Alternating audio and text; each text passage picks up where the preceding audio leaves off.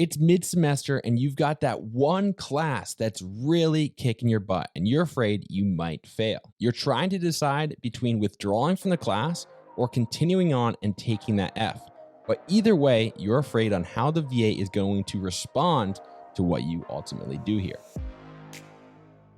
Today, we're going to be talking about being in this situation. Which one are you going to end up owing money back for? So let's get into it and figure out what the VA is going to do to you if you fail or withdraw from class. Making the wrong choice here could ultimately cost you thousands of dollars. So that's why I really encourage you to make sure you watch all the way through the end and figure out how you can go about this process without owing the VA. Before we start, I want to make two assumptions with this video. The first assumption is that every class you are currently enrolled in is required for your degree program and in order to graduate. The second assumption that I want to make is that the class you are currently failing is an anomaly.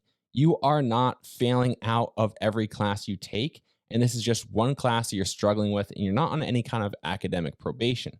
You have this one class that's really kicking your butt and you're trying to figure out how to handle the situation, but this is not the norm. So in these cases, the short answer to what happens if I fail a class while using my GI Bill is, well, nothing. Wait, what? The VA will not require you to pay back benefits for classes you failed as long as you actually finish the class. Finishing the class per the VA means actually going all the way to the end of the semester. Just because you make the decision like 3/4 of the way through the semester that you're gonna fail the class and there's no hope does not mean you can drop your pack and just stop showing up. If you stop attending these classes, you run the risk of having to pay back the VA. The VA expects you to attend classes, and that is why you get the BAH for that region.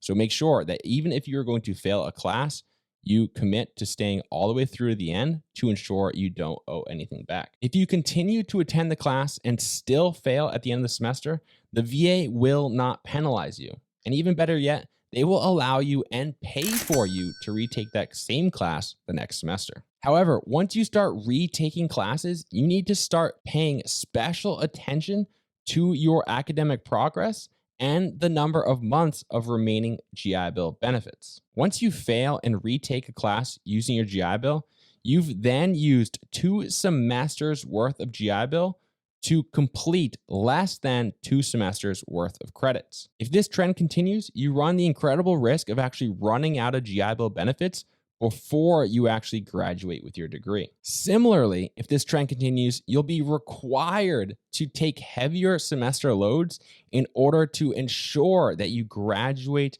your program prior to running out of GI Bill eligibility. Heavier semester loads, in turn, increase the chances that you are going to fail future classes. This can be a very vicious and dangerous cycle if you are not careful and proactively working to avoid this type of situation. Some of you may really be struggling with the idea of accepting an F and allowing that to show up in your transcript. I totally get it. But if this is you, I want to encourage you to not stress. It's not the end of the world. Maybe you're planning on applying to medical school or a top tier MBA program or something where your GPA really matters as it pertains to that application. If this is you, the first thing I would do is get confirmation about how your current school calculates GPAs for failed classes if you retake them. Some schools will keep the F visible on your transcript, but your new passed version of that class will actually go into your GPA and not the F.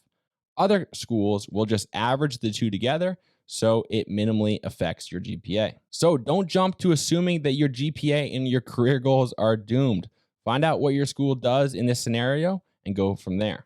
If you're not happy with what you learned and you're still considering withdrawing from the class, then let's talk about how the VA responds to veterans who withdraw from classes while using their GI Bill. The VA does not like when veterans withdraw from classes. But despite that, they still give every veteran one chance for a no questions asked class withdrawal. The VA calls this one chance the 6 credit hour exclusion. And the VA defines it as a one-time exception that lets you drop up to 6 credit hours and still keep the benefits you received up to the day you stopped attending classes. You don't have to show mitigating circumstances to keep those benefits.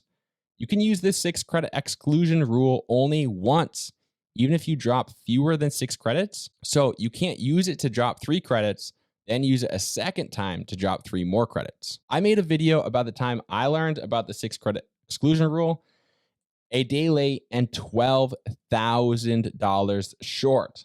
So if you want to avoid learning that lesson the hard way like I did at the cost of $12,000, make sure you check out that video here, and definitely don't screw up your one chance to use this 6 credit hour exclusion. I hope that was helpful to you. Hopefully you guys are a little bit encouraged and find a way out if you're in that situation. But with all that said, there's tons more GI Bill benefit videos on the channel. Check those out, and I will see you guys later. Peace.